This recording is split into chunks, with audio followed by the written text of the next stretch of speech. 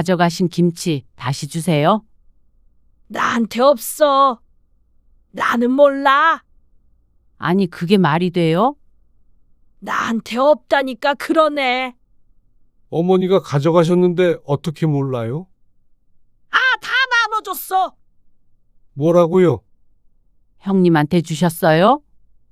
용선이 6통 주고, 한 통은 춘자 주고, 또 한 통은 건너집 주고, 또 한 통은 작은 집 갖다 줬지. 여태 그러면 어머니 안 드시고 그렇게 여기저기 나눠주신 거예요? 우리 집 김치가 맛있다고 다들 그러는데, 그러면 어떡하냐? 이번에 너무 조금해서 다 못 줬어. 오늘 이야기 속 주인공은 54세 이연숙 씨입니다. 그리고 그녀의 시어머니에 관한 이야기이죠. 이 씨에게 김장은 1년 중 가장 큰 행사 중 하나였습니다. 어쩌면 명절보다도 힘들었습니다. 하지만 워낙 김치를 좋아하고 가족들도 많이 먹어서 안 할 수가 없었습니다. 젊어서는 시어머니의 강요에 의해 했지만 나이 들어서는 스스로도 김장해야 한다는 의무감도 조금 생겼죠. 나이 들어 김장을 못하겠다는 시어머니의 김치까지 대신해서 담가줘 왔는데 혼자 사는 노인이 무슨 김치 욕심이 저렇게 많을까 생각만 해왔습니다. 하지만 그 김치들을 시누이, 시이모, 동네 사람들에게까지 몰래 나눠주고 있었다는 사실을 뒤늦게 알게 된 이 씨는 너무 화가 났습니다. 고생은 이 씨 혼자 다 하고 생색은 시모가 내고 있었습니다. 누구는 김장이 쉬워서 매년 하는 줄 아는 것인지. 시모도 시모지만 시누이나 다른 시집 식구들도 얄밉고 괘씸했습니다. 재료값이라도 주면서 하라고 그러면 덜 화날 것 같았지만 그럴 사람들이 아니었습니다. 며느리를 시집의 공짜 노동력 정도로 생각하는 시집 식구들을 더 이상 참을 수 없었습니다. 뭐가 아쉽다고 식모 노릇을 이 나이까지 계속할까요? 이 씨는 시집을 엎어버리기로 작정했습니다. 하지만 남편이 먼저 마당에 김치를 뿌려버렸죠. 이 씨는 남편과 28년 전에 결혼했습니다. 그리고 딸 하나, 아들 하나를 낳고 살았습니다. 남편과의 사이는 좋은 편이었습니다. 크게 싸운 것도 28년간 손에 꼽았습니다. 그런데 그때마다 원인은 시집이었습니다. 시어머니 때문이었죠. 결혼식이 끝나고 첫가을이었습니다. 추석 뒤에 결혼식을 올렸기 때문에 사실상 첫 번째 시집 행사나 마찬가지였습니다. 어리면 어리다고 할 수 있었던 이 씨는 시어머니로부터 전화를 받았습니다. 이번 주말에 김장하러 와라. 일찍 와야 한다. 거절이라는 선택지는 애초에 존재하지 않았습니다. 시집은 이 씨의 집에서 1시간 정도 떨어져 있었습니다. 멀지 않은 곳이라 일찍 가는 건 어렵지 않았습니다. 하지만 가서 겪었던 중노동이 이 씨를 알아눕게 했습니다. 김치를 먹는 것만 해봤지 직접 김장을 해본 건 처음이었는데 이럴 거면 차라리 김치를 안 먹고 마는 게 낫겠다는 생각까지 했습니다. 남편도 돕고 했는데도 나중엔 허리를 펴는 것조차 쉽지 않았습니다. 그리고 저녁쯤 되자 시누이가 검정 봉지를 들고 찾아왔습니다. 고기 사왔어요. 김치엔 고기를 먹어야지. 잘 사왔네. 시어머니와 같은 동네에 사는 시누이였는데 어디서 뭘 하다가 온 건지 몰랐습니다. 고기 몇 근 사오고 어찌나 생색을 내던지 불만이 있었지만 표를 내진 못했죠. 김치 3통 가져가라. 잘 먹겠습니다. 남편도 지쳐 보였습니다. 김장김치에 수육을 먹고 밥도 먹고 하니까 이미 늦은 시간이었습니다. 재료값 장난 아니게 들었어. 그럴 것 같아요. 몇 포기인지 세어보지는 않았지만 식구들이 다 먹고도 넉넉할 정도였습니다. 그래서 고개를 끄덕였더니 옆에서 김치를 챙기던 시누이가 얌체 같은 목소리로 끼어들었습니다. 올케는 눈치가 없네. 네? 김치를 그렇게 많이 챙겨가면 재료비라도 좀 보태야지. 아, 당황해서 남편을 쳐다보니까 남편도 거기까지는 생각하지 못한 것 같았습니다. 이 씨는 부랴부랴 가방을 찾았는데 도대체 얼마나 줘야 할지 알 수가 없었습니다. 지갑에는 10,000원짜리 몇 개가 있었는데 몇 장 되지 않았습니다. 이 정도로는 안 될 것 같기는 해서 고민하는데 시어머니가 말했습니다. 나중에 통장으로 넣어줘. 아, 네. 나중에 남편에게 얼마 보내면 좋을지 상의해야겠다 싶어서 안심했습니다. 그래서 일단 김치를 3통 들고 집에 돌아왔습니다. 10만 원 정도 보내면 되지 않을까? 남편의 말에 이 씨는 눈을 크게 떴습니다. 김치 3통을 가져오는데 10만 원이라니요. 게다가 하루 종일 노동한 것도 있는데 10만 원은 과하다고 생각했습니다. 당시 김치 시세는 잘 모르긴 해도 사 먹어도 그보다는 덜 들 게 분명했죠. 그래도 종일 고생하셨는데 5만 원은 좀 그렇지 않아? 고생은 같이 했는데 그러면 형님도 그 돈 내시는 거야? 나중에 나타나서 김장을 하는 척만 하고 실컷 놀다간 시누이가 떠오를 수밖에 없었습니다. 그러자 남편이 대답했습니다. 누나는 고기 사왔으니까. 고기를 아무리 많이 사왔어도 10만 원어치가 될 리가 없었습니다. 일도 안 했고 말이죠. 억울하긴 했지만 계속해서 따지진 못했습니다. 그랬다가는 시집 식구들 험담하는 꼴밖에 되지 않을 것 같았습니다.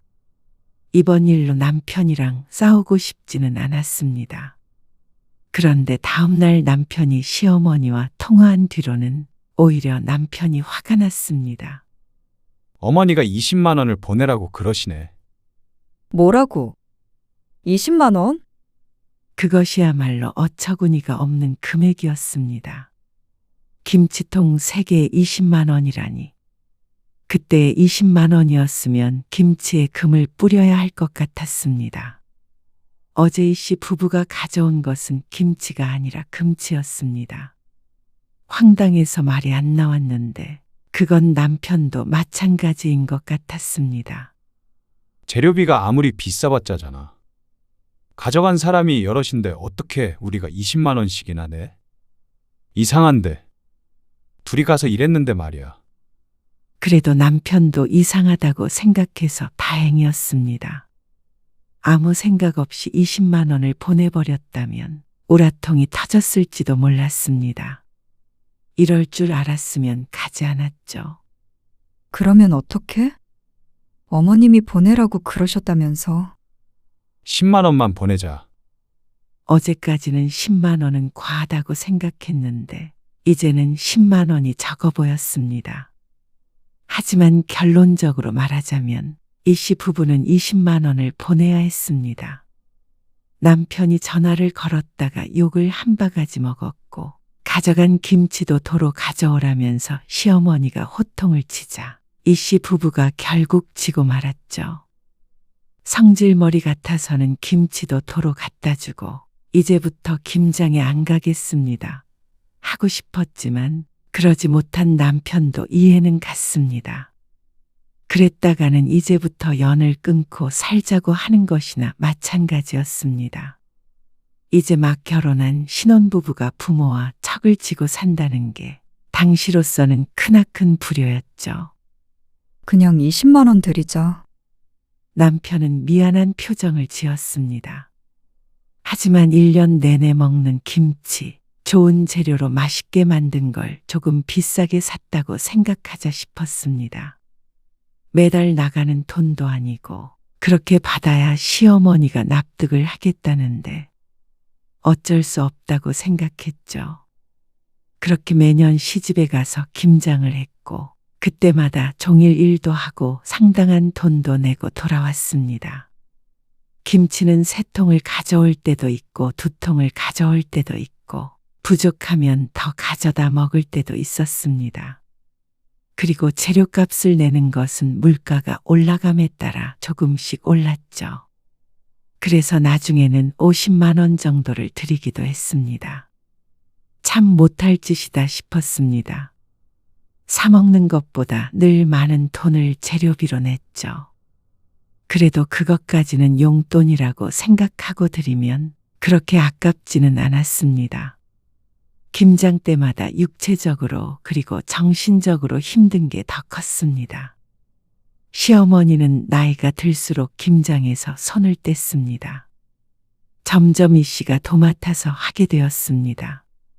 그러다 보니까 김장 때마다 남편과의 불화도 있었습니다. 없을 수가 없었죠. 김장 양 좀 줄이자고 하는 말을 왜 못해? 매년 다 드신다는데 어떻게 줄여? 정말 며느리가 아니라 식모가 된 것 같아. 무슨 말을 또 그렇게 하냐? 나도 많이 돕잖아. 돕는 게 아니라 차라리 그냥 각자 집에서 먹을 만큼만 하면 안 돼? 김장을 따로 하자고? 그래. 우리도 우리 먹을 것만 하면 힘들지도 않을 것 같아. 어머님 댁에서 하면 골병 들어 죽겠어. 당신도 힘들다면서. 아, 힘든데. 어머니가 명절보다 김장을 더 중요하게 생각하시는 거 당신도 알잖아. 나는 김장에 참여 안 한다고 그래. 어떻게 그러냐고 도대체. 싸우자는 소리잖아. 이 씨가 힘들어하는 걸 이해한다면서도 시어머니에게 싫은 소리는 잘하지 못하는 남편이었습니다. 평화주의자였고 좋은 게 좋은 거라는 생각이 컸습니다. 그런 성격이 좋아서 결혼했던 것이었는데 이런 성격 때문에 싸우게 될 줄은 몰랐죠. 비슷한 일들이 수도 없이 많았습니다. 정말로 김치를 더 이상 받아가지 않겠다고 했다가 천하의 몹쓸 며느리가 되기도 했고 시어머니가 눈물바람을 하기도 했습니다. 그렇게 세월이 흘렀고 시어머니가 나이 들자 더 이상 김장은 못하겠다고 선언했습니다. 그 말을 처음 들었을 땐 마음속에서 환호했습니다. 하지만 시어머니는 그런 뜻으로 한 말이 아니었습니다. 나는 이제 더 이상 못하겠다. 힘들어서 올해부터는 너희 집에서 해. 네? 저희 집에서요? 그래? 그거 장보고 준비하고 그게 보통 일인 줄 아냐. 김치 담그다가 병들겠다. 젊어서 그렇게 내 김치 얻어다 먹었으면 이제 말년에는 시엄마한테 김치 좀 해다가 바쳐봐라. 얻어먹었다는 표현부터가 맞지 않았습니다. 언제부턴가 김장은 이 씨의 일이 되었으니 말이죠. 그런데 이 씨는 군말하지 않았습니다. 어쩌면 이 씨의 집에서 하는 게 더 나은지도 몰랐습니다. 그러면 적어도 1시간 거리를 왔다 갔다 하지 않아도 되고 재료비를 따로 들이지 않아도 되니까 말이죠. 시어머니는 처음엔 김장 때마다 참석해서 지휘를 하더니 나중에는 그것마저도 힘에 붙였는지 전화로 일정만 묻고는 말았습니다. 그리고 김장이 끝나면 시누이를 대동해서 김치를 가지러 왔죠. 아니, 어머니 아버지 두 분이서 무슨 김치를 그렇게 많이 드신다고 그래. 누나도 좀 얻어다 먹고 그러니까 그렇겠지. 그래도 너무 많은 거잖아. 어머님 몫으로만 몇 포기야? 작년에 시어머니가 우겨서 김장을 100포기를 했습니다. 시어머니는 참석하지도 않았고 오로지 이 씨 부부 둘이서 해냈습니다. 그래도 옆에서 잔소리하고 타박하는 사람이 없어서 마음은 편했지만 알아놓는 건 똑같았습니다. 이 씨도 김장김치를 많이 먹는 편이었습니다. 남편도 김치를 워낙 좋아해서 김치찜, 김치찌개 같은 요리도 자주 해먹었고 생김치도 무척 좋아했죠. 그런데도 많이 먹어봤자 1년에 3, 4통 정도 먹을까요? 자취하는 아들, 딸도 한 통을 반으로 나눠줬는데도 시어머니가 챙기는 만큼은 아니었습니다. 그것도 많다고 생각했는데 매년 김치가 남았다는 소리가 없는 걸 보니까 어떻게든 드시긴 하는 것 같았습니다. 그런데 며칠 전에 전화가 온 것이었습니다. 한 20포기 정도는 더 해야 할 것 같은데. 네? 어머님, 지금도 너무 많아요. 많기는 뭐가 많어. 하는 김에 조금 더 하면 되지. 서너 포기 더하란 말처럼 가볍게 얘기하는 시어머니. 하지만 여기서 양을 더 늘리면 정말 알아놓을지도 몰랐습니다. 식구가 도대체 몇이나 된다고 자꾸만 김치 욕심을 내는지 몰랐습니다. 시누이가 조금 챙겨가 봤자 노인 둘이 다 먹지도 못할 것 같았죠. 하지만 시어머니는 막무가내였습니다. 내가 먹는다는데 왜 네가 못 먹는다고 난리냐? 강짜를 부리기 시작하면 답이 없었습니다. 시어머니는 김치를 맡겨놓은 듯이 말했습니다. 내가 김장해서 줄 때는 몇 포기를 해도 말이 없더니 네가 하려니까 힘드냐? 그게 아니고요. 20포기는 더 해야 해. 알아서 다 먹을 테니까 쓸데없는 걱정은 하지 말어. 그리고 배추 절여진 거 살 생각은 추호도 말어라. 지난해에 절여진 걸 사서 하자고 했다가 얼마나 혼쭐이 났는지 몰랐습니다. 그 얘기를 또 꺼내면서 신신당부를 했습니다. 전화를 끊었는데 옆에서 듣고 있던 남편도 한숨을 쉬었습니다. 어머니 아버지는 참 아무튼 옛날 분들이라 그래. 김치에 대해서 유별난 그런 게 있잖아. 유별난 것이야 알겠지만 왜 며느리를 잡는지 이해가 가지 않았습니다. 그래도 당신이 한 김치가 맛은 있잖아. 어머니보다 나아. 그래서 어머니가 당신 김치 맛 가지고는 절대 뭐라고 안 하시는 거 알지.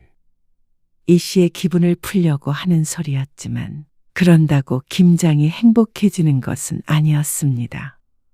차라리 음식 솜씨라도 없으면 모르겠는데 이 씨는 김치를 시어머니에게 배우긴 했지만 지금 이 씨 혼자 김장하는 게 훨씬 맛있긴 했습니다. 주변에서 맛본 사람들마다 서로 사가겠다고 할 정도였습니다. 하지만 그럴 거면 김장 공장을 차리지 힘들게 남 먹을 것까지 하고 싶지는 않아서 판 적은 없었죠. 이 씨는 김장을 앞두고 새로 배추를 20포기나 다시 사야 했습니다. 배추값이 비싸서 그것만 해도 지출이 컸는데 이러다가는 김장으로 생활비가 거덜날 것 같았습니다. 이 씨도 김치를 좋아해서 시어머니가 시키지 않아도 김장을 할 테지만 아마 시어머니가 돌아가신다면 지금 하는 것에 반해 반도 안 할 것 같았습니다. 한창 김장을 하고 있는데 시어머니에게서 전화가 왔습니다. 작년 김치는 젓갈이 너무 조금 들어갔더라고.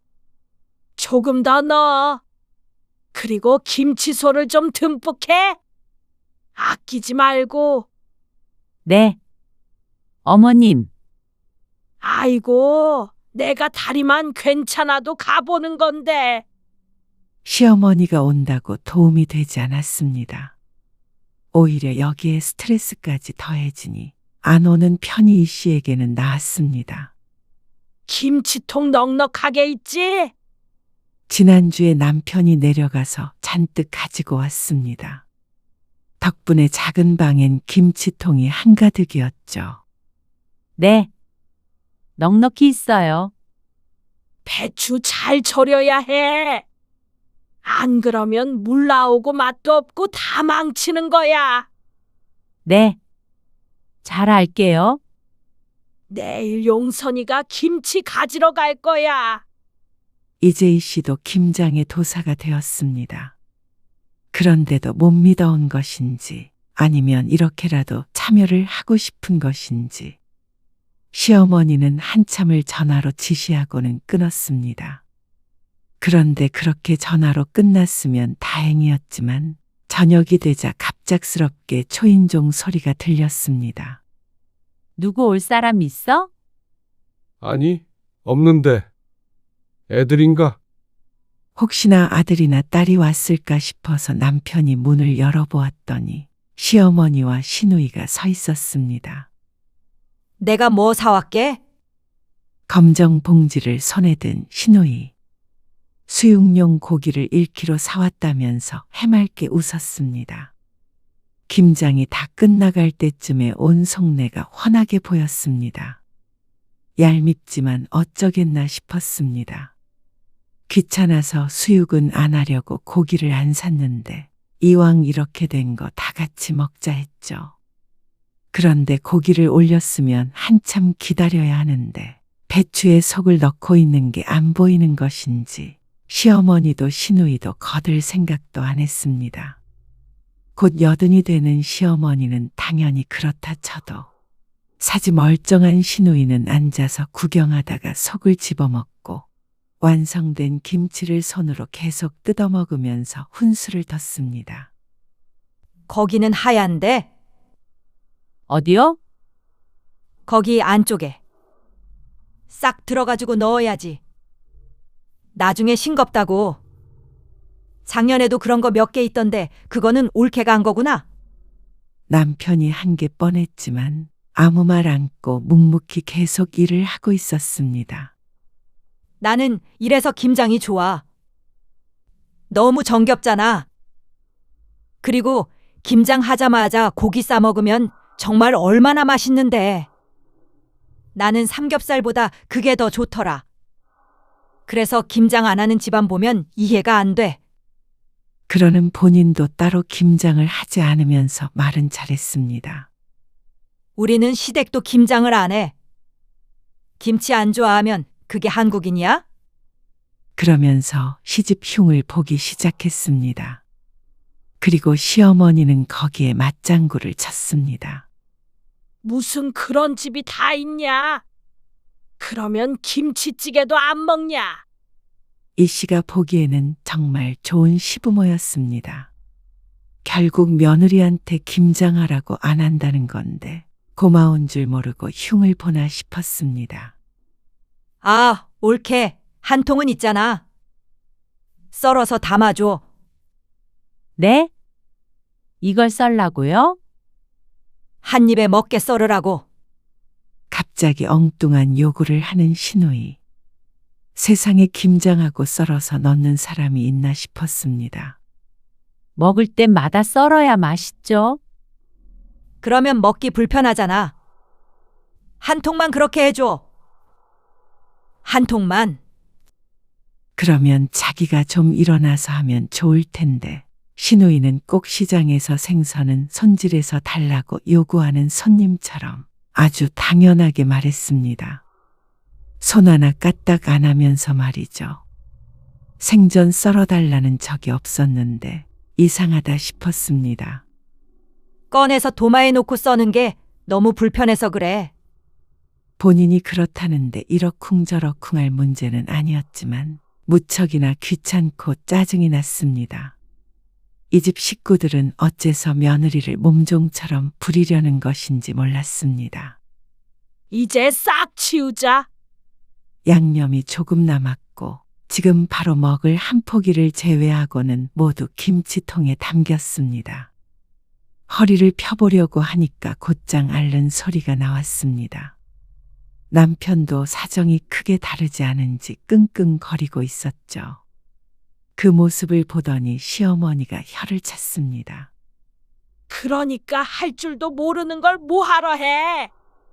너는 네 남편을 이렇게 부려먹고 싶냐? 끊임없이 나왔던 주제였습니다. 그런데도 볼 때마다 못마땅한 것 같았습니다. 하지만 이것만큼은 이 씨도 물러날 수가 없었습니다.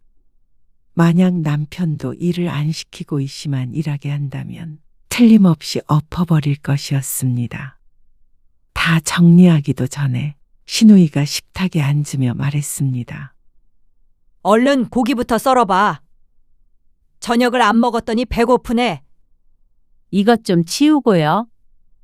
아, 누나는 돕지도 않고 참. 내가 이 집 며느리야? 내가 왜 도와? 남의 집 김장을.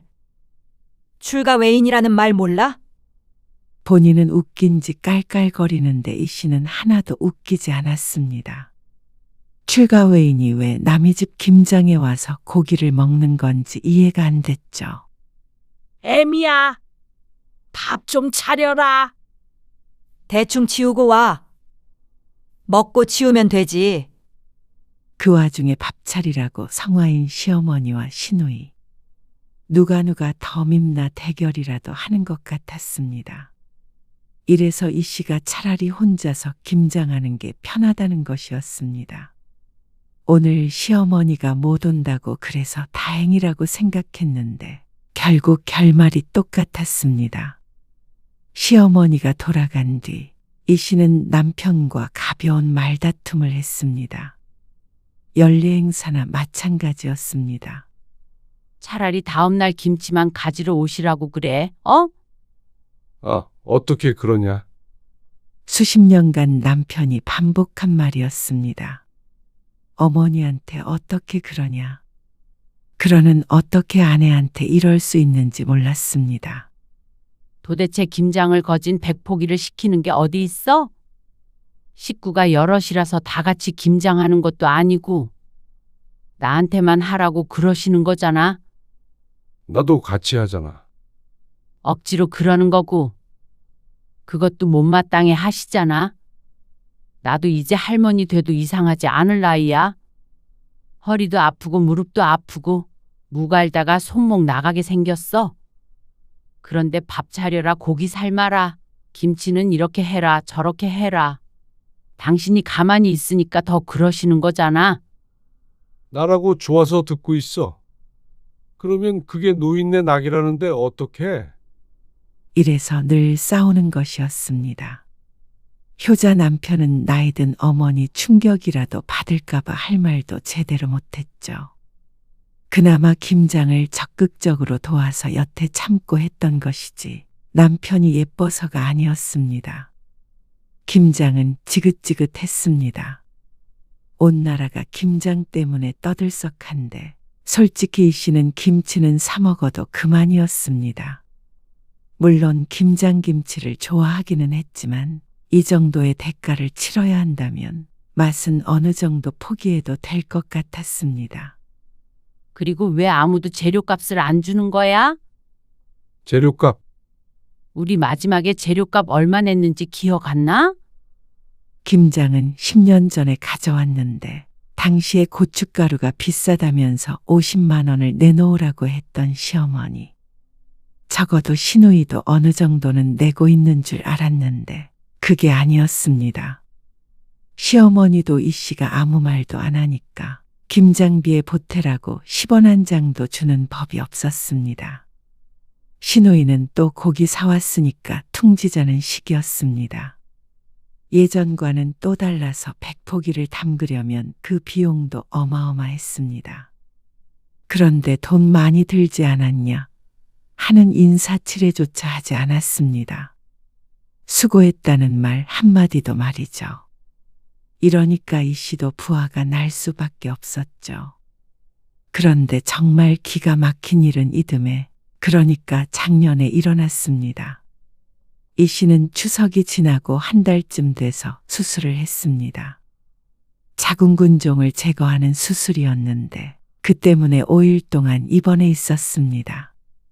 그래서 이번에 김장을 해야 되나 말아야 되나 남편과 상의를 하고 있을 때였습니다. 지난해 김치는 다 먹었지만 그래도 건강을 생각해서는 올해는 건너뛰자고 남편과 이야기를 하고 있었죠. 그런데 그걸 귀신같이 알고는 시어머니가 전화했습니다. 올해 김장 할 만하냐?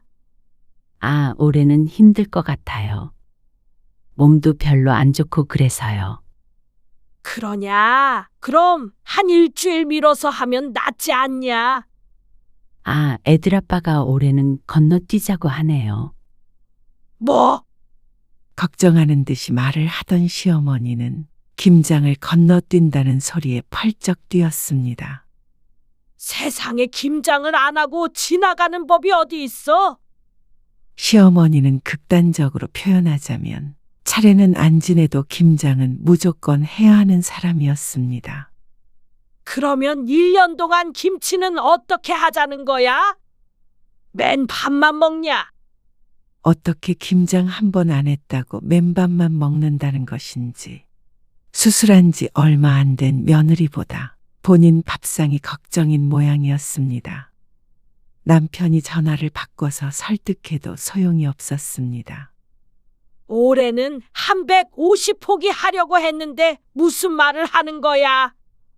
상식적이지 못한 말에 기가 차서 헛웃음만 나왔습니다.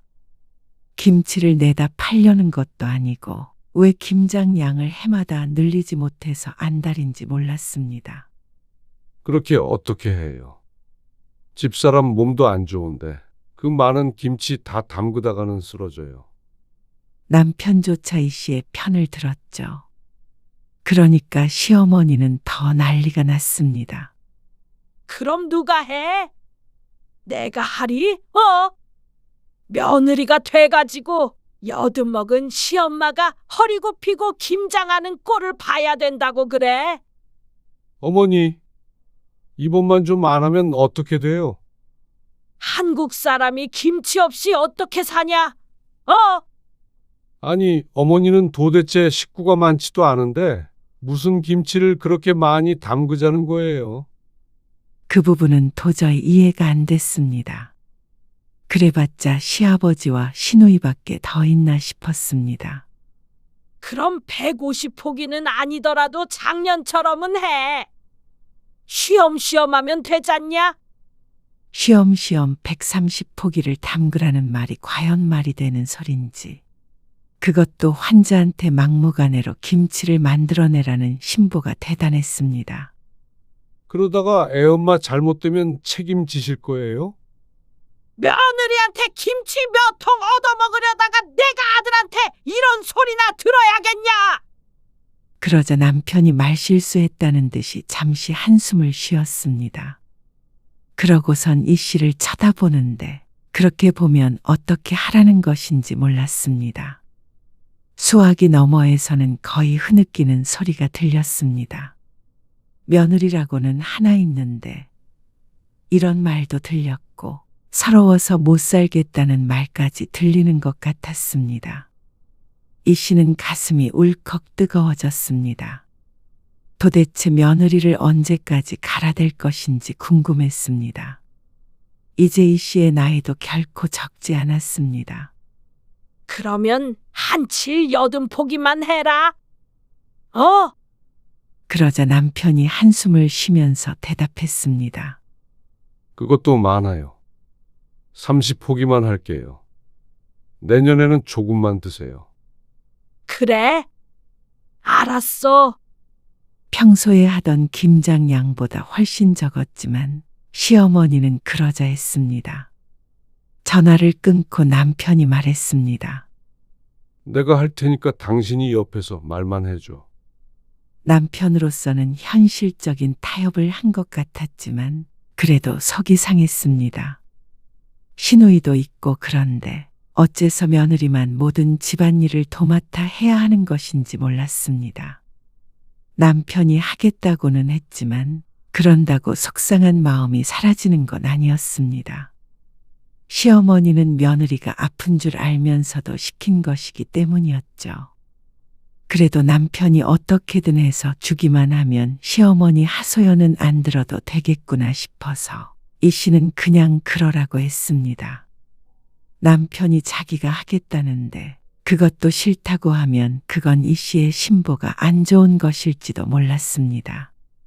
그런데 참 쉽지가 않았습니다. 여보, 비켜봐. 나도 할게.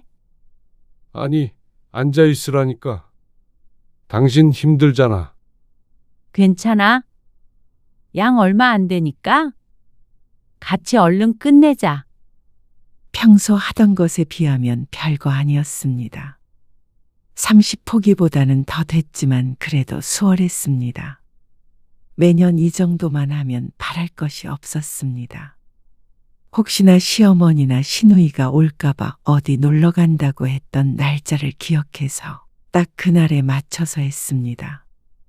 시누이가 고기라도 사온다면 그것만큼 피곤한 일이 없었습니다. 어머님이 가지러 오신대? 내일 오전에 누나랑 들른대.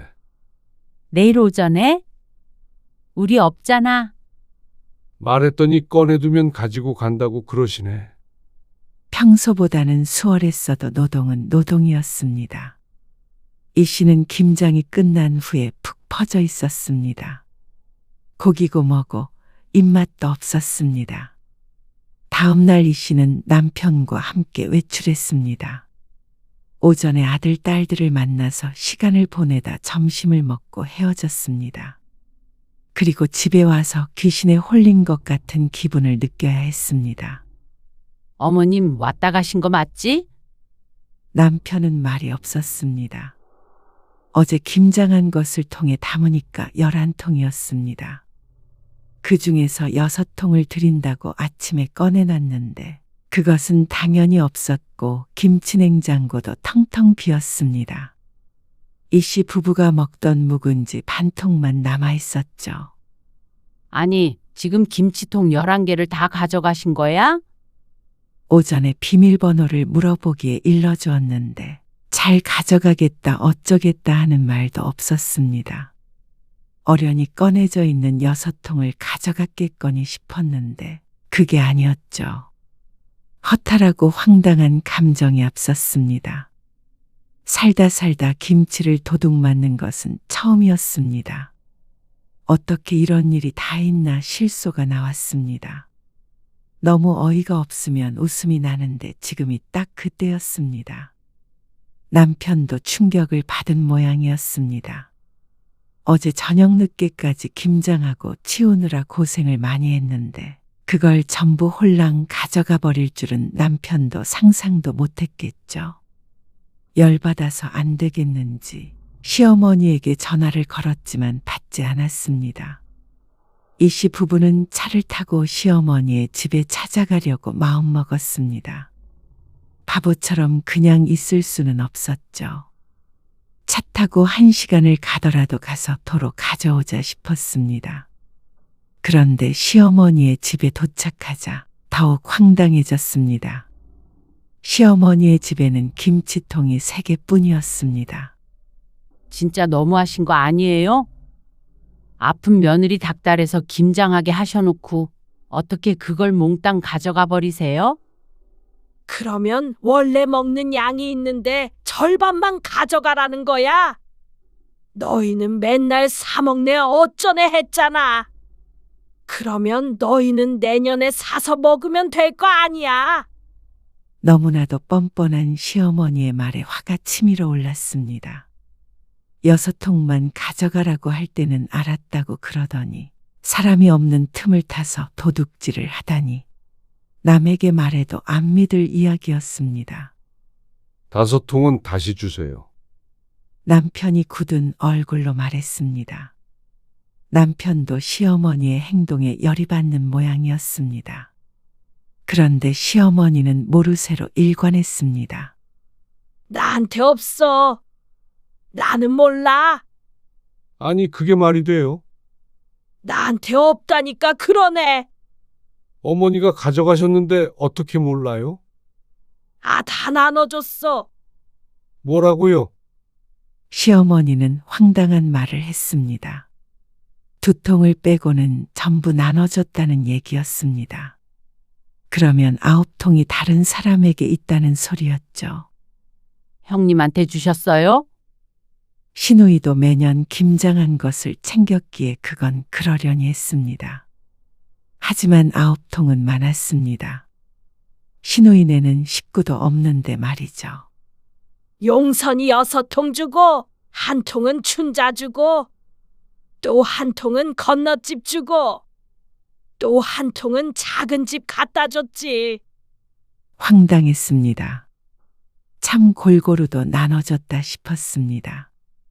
시모의 이웃에 작은 집까지. 그러면서 원래는 누구도 주고 누구도 줘야 했는데 못 줬다고 한탄했습니다. 여태 그러면 어머니 안 드시고 그렇게 여기저기 나눠주신 거예요. 이상하다는 생각은 했습니다. 아무리 김치를 좋아한다고 해도 남다르다고 생각했습니다. 어떻게 얼마나 먹는지는 확인할 길이 없기에 당연히 시어머니가 먹고 있다고 생각했습니다. 하지만 11통 중에서 3통만 있는 걸 보면 그동안에도 시어머니는 그렇게 많이 필요한 것도 아닌 것 같았습니다. 우리 집 김치가 맛있다고 다들 그러는데 그러면 어떡하냐? 이번에 너무 조금해서 다 못 쪘어. 아니, 재료비도 그렇게 많이 받아가 놓고는 그걸 다 딴 사람을 줬다고요? 원래 그렇게 다 나눠 먹는 거야. 왜 며느리 부려서 어머니가 남한테 생색을 내신 건데요? 남편이 따지자 시어머니도 울컥했습니다. 부리긴 뭘 부려. 그리고 누나는 뭘 그렇게 많이 가져간 건데요? 시누이가 가져간 김치의 비율이 압도적이었습니다. 그거는 형님도 어디 나눠줘야 한대요? 재현이네 있잖냐. 거기 며느리도 우리 집 김치만 먹는 데잖아. 그리고 그 사돈네도 말이야. 기가 막힐 노릇이었습니다. 그러니까 시누이의 며느리도 그 김치를 갖다가 먹었고 시누이의 사돈까지 여태 김치를 나눠줬다는 말이었습니다. 지난번에 김치를 작게 잘라달라더니 아마 그 며느리가 먹기 불편하다고 했는지 어쨌는지 또 모를 일이었습니다. 그러니까 비상식적으로 많은 양의 김장을 한 것이 이해가 갔습니다. 아마 이번에도 김장을 많이 했다면 그 사람들이 더 많이 가져갔거나 더 많은 사람들이 가져다가 먹었겠죠. 그동안 고생했던 일들이 주마등처럼 스쳐 지나갔습니다. 6통 가지고 누구 코에 붙이냐. 먹는 사람들이 몇인데 그래서 다 가져왔지. 그걸 왜 다 제가 담갔는데요? 이 씨도 화를 내지 않을 수가 없었습니다. 너무 억울했습니다. 어느 정도 주변 사람들과 나누는 것은 이 씨도 이해를 했습니다. 김장 때는 다들 그랬으니까 말이죠. 그런데 이건 너무했습니다. 정작 시어머니가 먹는 양은 얼마 되지도 않았던 것이었죠. 이 씨는 더 이상 참을 수 없었습니다. 그런데 김치를 도로 가져오려던 생각은 지금 바뀌었습니다. 이미 다른 사람들에게 나눠줬던 김치를 돌려받을 수도 없고 시어머니한테 있는 김치 2통을 챙긴다고 해결될 일이 아니었습니다. 이번 김장 비용이랑 여태까지 가져가셨던 거 다 주세요. 뭐라고? 하루 종일 일한 값도 주시고요. 제가 담근 김치 어머님한테 팔았다고 생각할게요. 그게 말이나 되냐? 어떤 시엄마가 며느리한테 김치를 사서 먹어? 저도 예전에 어머님한테 50만 원씩 드렸잖아요. 저는 와서 일도 했는데요. 내가 그 돈을 왜 주냐? 김치 좀 담가줬다고 돈을 달라고 그래. 말도 안 되는 소리를 하고 있어. 말이 왜 안 돼요? 저희는 할 일이 없어서 일한 줄 아세요. 그리고 애엄마 아픈 거 뻔히 아시면서 왜 이렇게 심술을 부리세요? 뭐? 심술? 안 주시면 김치 도로 받아올 거예요. 이거 2통 가져가라. 살다 줬던 김치 뺏어가는 놈들은 처음이다. 그러면 다른 사람들한테 간 김치도 받아와도 되는 거죠? 이 씨는 휴대폰을 들었습니다. 그리고 시누이한테 전화를 걸었죠. 형님, 김치 6통 가져가셨죠? 잠시 뜸을 들이다가 시누이가 말했습니다. 응, 왜? 엄마가 그래? 그거 제가 수술하고 몸 안 좋은데 담근 김치인 건 아시죠? 근데 그거 다 들고 가셨더라고요. 아, 그거는 미안해. 내가 워낙 김치를 좋아하잖아. 재현이네 김치 줬고 사돈도 줬다고 했나요? 그럼 재현이한테는 제가 전화할게요. 돌려달라고. 그리고 재현이 장모님 번호도 제가 받아야 해요? 아니면 알려주실래요? 그러자 신우이가 당황했습니다. 아니, 나는 엄마가 가져가라길래. 내 몫은 줄게. 애들 준 것까지 어떻게 뺏어? 전부 다 돌려주시거나 50만 원 주세요. 뭐? 50? 김치 6통에 50만 원 받는 사람이 어디 있어? 저는 3-4통 먹어도 50만 원씩 냈었어요. 10년 전에도요. 아니면 재현이랑 통화할게요. 아, 알았어. 주면 되잖아. 그리고 내년부터 김장 안 합니다. 이제 사서 드세요. 그렇게 전화를 끊으니까 시어머니가 폭발 직전의 표정을 하고 있었습니다. 너 이게 뭐 하는 짓이야?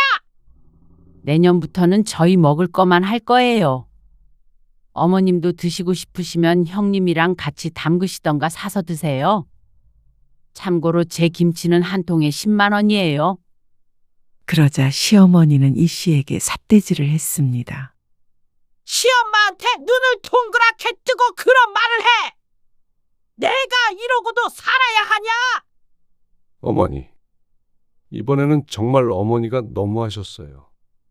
평소 같았으면 이쯤에서 부모에게 져줬을 남편은 이번 일도 충격이 큰 듯 했습니다. 남편마저도 이 씨의 편을 들자 시어머니가 자리에 주저앉았습니다. 김치 좀 가져갔다고 사람을 이렇게 대할 수가 있냐? 어머님, 그동안 제가 한 김치 다 합치면 작은 김치 공장 하나는 차려도 돼요?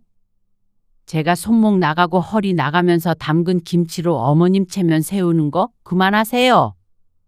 올해 김치는 그냥 드세요. 대신 이게 마지막이에요. 시어머니한테까지 그 돈을 다 받고 싶었지만 나이든 시부모에게 너무 가혹한 것 같았습니다. 하지만 이 씨가 시어머니에게 할 수 있는 최고의 복수는 바로 이것이었습니다. 그토록 좋아하는 김치를 더 이상 주지 않는 것이죠. 누가 김치 안 주면 못 산다냐? 주지 말아라.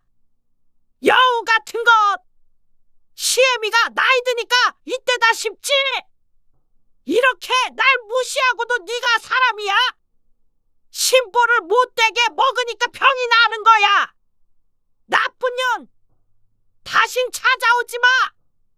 못된 심보 때문에 아파서 수술한 거라는 말에 이 씨도 놀라서 쳐다보았습니다. 아무리 화가 나도 어떻게 그런 말을 할 수가 있는지 굳어있는 이 씨 옆을 남편이 지나쳤습니다. 이것도 그냥 드시지 마세요.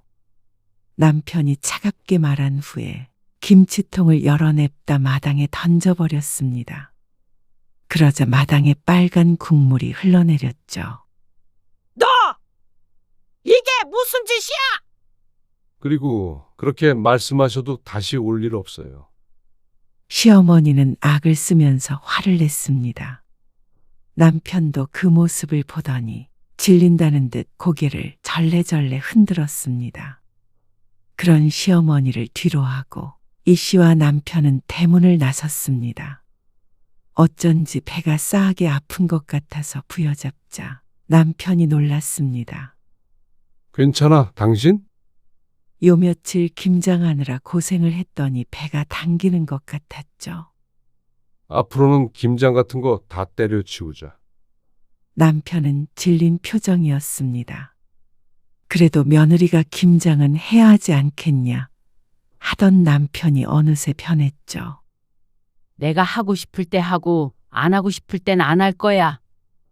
만약에 해도 당신이랑 나 그리고 애들 먹을 만큼만 조금 해야지. 이 씨도 이 씨가 담근 김치가 맛있었습니다. 남 안 주고 우리 식구 먹을 만큼만 한다면 즐거운 마음으로 할 수 있을 것 같았습니다. 그동안 담갔던 김치가 엉뚱한 사람들 뱃속으로 들어갔다는 사실은 너무 억울했지만 그래도 앞으로는 이런 일이 죽을 때까지 없을 것이었습니다. 얌체 같은 시집 식구들 식모 노릇 하는 것 말이죠.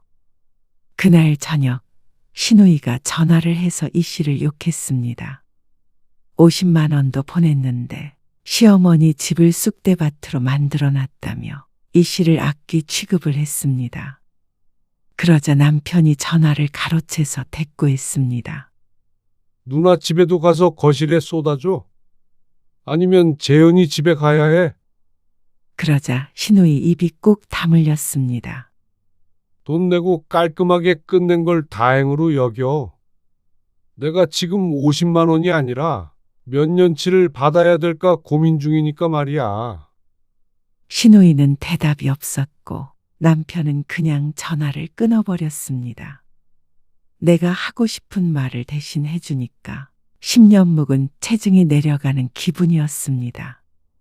진작에 이렇게 나서줬다면 한 20년은 고생을 덜 했을 텐데 하는 아쉬움은 들었습니다. 하지만 이제라도 이렇게 정신을 차린 게 어딘가 싶었습니다. 효자가 돌아서면 더 무서운 법이었습니다. 그리고 올해 들어 며칠 전 이 씨는 배추를 20포기만 사서 김장을 했습니다. 남편과 둘이 아주 능숙하게 했죠. 웃고 떠는 사이 김장은 금세 끝났고 모처럼 수육에 막걸리까지 곁들여 즐거운 시간을 보냈습니다. 그리고 시어머니에게서 연락이 왔습니다. 올해 김장하냐? 지난 1년간 연락도 없다가 대뜸 하는 말이었습니다. 그놈의 김치가 뭔지 종교보다도 더 심한 맹목적인 사랑이었습니다. 이미 했어요. 얼마 안에서 드릴 건 없네요. 시어머니는 사먹는 건 입맛에 안 맞다며 하소연했습니다. 그 난리 이후에도 김치 소리가 나오나 보다 하고 신기한 마음이 들었습니다. 내가 미안했다. 아니에요. 앞으로는 그런 일 없을 텐데요. 뭘? 시어머니는 사과했고 이 씨는 더는 신경 쓰지 않았습니다. 다만 앞으로 시집 식구들을 위해 김장하는 일은 없을 거라는 건 확실했죠. 그러니까 시어머니의 연락도 대수롭지 않게 받을 수 있었습니다.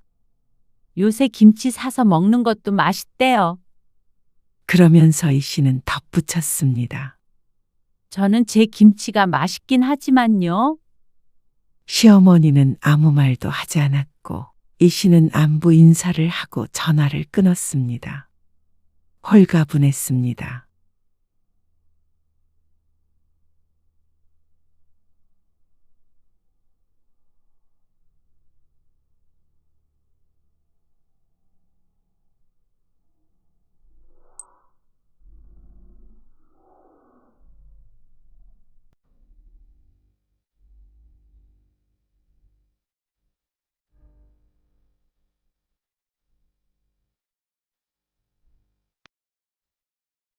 뭐?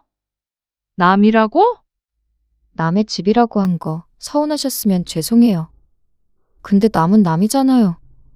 부모가 집에 와도 못 자게 해? 부모 집에 와도 하룻밤도 안 자고 가? 그게 무슨 가족이야? 어? 정말 햄이 네 말대로 남남이 맞는 것 같다. 그래. 그렇게 살자. 어머니, 왜? 그렇게 살고 싶은 거잖아. 그렇게 불편하고 싫으면 뭐 하러 왔어? 시부모가 그렇게 싫으면 보지 말고 살아? 그냥 자식 생각도 좀 인정해 주실 수는 없는 거예요? 이렇게 사람을 몰아붙이시면 저희가 어떻게 오겠어요? 그래. 그러니까 오지 말어. 남이라고 생각하고 살자. 그리고 진짜 남들한테 물어봐. 너희 같은 애들이 있는지. 오늘 이야기 속 주인공은 68세 나연숙 씨입니다. 그리고 그녀의 아들과 며느리에 관한 이야기이죠.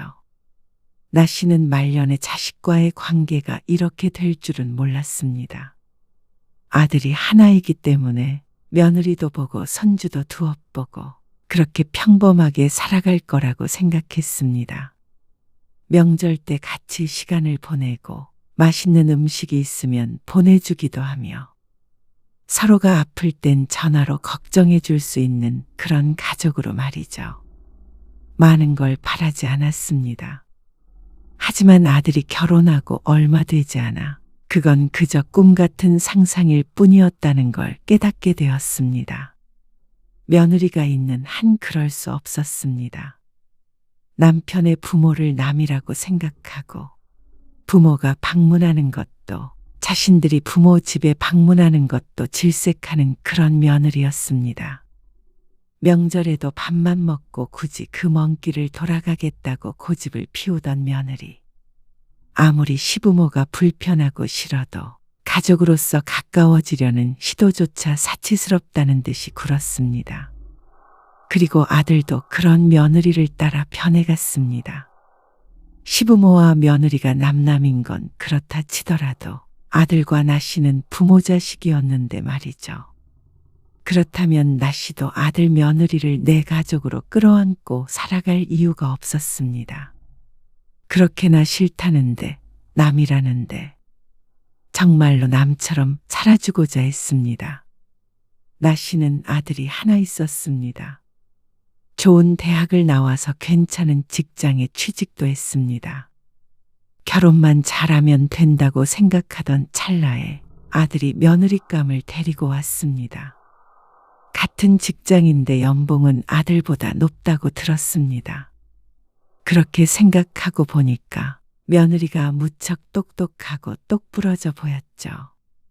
아들은 30 중반에 결혼했습니다. 손주도 보고 아들 며느리와 알콩달콩 살 생각에 들떴었습니다. 집에 언제 한번 안 오냐? 그런데 결혼한 지 시간이 좀 지났는데도 나씨는 아들 부부를 보질 못했습니다. 특별한 행사가 있었던 것은 아니었지만 그래도 결혼한 지 얼마 안 되었으니 종종 내려오긴 할 줄 알았는데 말이죠. 나씨의 집은 아들네와 차 타고 3시간 걸리는 곳이었습니다. 가까운 곳은 아니었지만 한적하고 좋은 동네니까 주말에 쉬러 온다고 생각하고 한 번씩 오면 좋을 것 같다고 생각했습니다. 바빠서요. 주말에도 바쁜 회사가 어디 있어? 나씨의 말에 아들이 멋쩍은 듯 대답했습니다. 평소에 바쁘니까 주말에는 집에서 쉬고 싶어서 그래요. 내려가려면 운전만 왕복 60가는 해야 하잖아요. 그러니까 토요일 아침에 와서 푹 쉬다가 일요일 저녁에 올라가면 되잖냐? 밥도 다 해주는데 혜미도 와서 쉬라고 해. 나씨는 며느리를 부려먹을 생각이 눈꼽만큼도 없었습니다. 남의 집 귀한 자식을 설거지나 시킬 수는 없었습니다. 그러라고 사돈네가 며느리를 그렇게 공부시킨 것이 아닐 테니 말이죠. 그래도 불편하죠. 거기 가는 게 혜미한테 쉬는 건 아니니까요. 그래서 아들의 말이 서운할 수밖에 없었습니다. 단지 아들 내외 얼굴 좀 보고 싶은 부모의 마음을 몰라준다고 생각했습니다. 매주 오라는 것도 아니었고 가끔은 얼굴을 비춰주라는 말이었는데 말이죠. 알았다. 나중에 명절에 실컷 보면 되지. 애써 그렇게 위안했습니다. 설마 하니 명절 때도 안 올까 싶었죠. 그런데 명절이 문제가 아니었습니다. 앞으로도 아들네를 볼 일이 거의 없어졌습니다. 뭐? 어딜 간다고? 싱가포르요. 청천벽력 같은 소리였습니다. 회사 일로 둘이 같이 싱가포르에 나가 살겠다는 말을 했습니다. 전혀 예상도 못한 일이었죠. 언제까지? 아직은 잘 몰라요. 일단 3년이긴 한데 회사 사정에 따라서 더 있을 수도 있고요. 뭐? 그러면 애는 언제 낳고? 아들 나이가 있는데 싱가포르에 가서 허송세월 보내다가 오면 40이 될 수도 있다는 말이었습니다. 애는 천천히 가질 생각이라. 그것 때문에 안 가진 않죠. 아들은 황당하다는 듯이 대답했습니다. 하지만 꼭 그게 아니더라도 아들이 싱가포르에 가는 건 달갑지 않았습니다.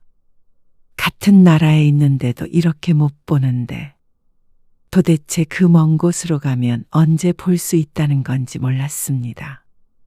알콩달콩 살려던 나씨의 인생 계획은 시작부터 어그러졌습니다. 그래도 좋은 기회라잖아. 그걸 말려? 아니, 여보. 우리가 자식이 둘이에요? 셋이에요? 아들 하나밖에 없는데 몇 년 동안 외국에서 살겠다니? 그러다가 아예 눌러 산다고 하면요? 우린 자식 없이 살아요? 나씨가 이렇게 반응하는 것도 이유는 있었습니다. 경찬이도 회사 때문에 외국 나가서 다시는 안 돌아왔잖아요. 안 돌아오긴 무슨 전쟁터 나갔어. 명절 때 오잖아. 경찬은 시족하였는데 나씨의 아들처럼 회사에서 발령이 나서 해외로 갔다가 현지인 여자와 결혼해서 눌러 산 지가 10년이 넘었습니다. 거기는 그나마 딸이라도 하나 더 있어서 다행이라면 다행이었는데 시누이가 만나기만 하면 아들 잃었다고 한탄을 했죠. 나씨는 물론 아들이 결혼해서 가는 것이기에 싱가포르 여자와 결혼할 일은 없었지만 그래도 혹시나 살기 좋다며 안 돌아오겠다고 할까봐 무섭기도 했습니다. 하지만 그런다고 어떻게 아들네를 막을 수 있을까요?